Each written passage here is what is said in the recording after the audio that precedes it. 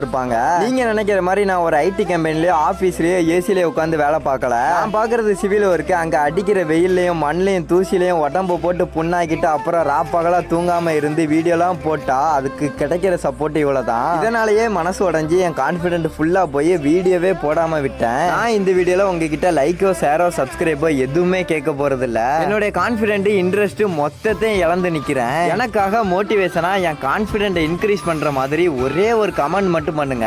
நீங்க கொடுக்கிற ஒவ்வொரு மோட்டிவேஷன் கமெண்ட்டும் என்னுடைய கான்ஃபிடன்ஸ் லெவலை இன்க்ரீஸ் பண்ணிக்கிட்டே இருக்கும். பார்க்கலாம் எத்தனை பேர் கமெண்ட் பண்றீங்கன்னு.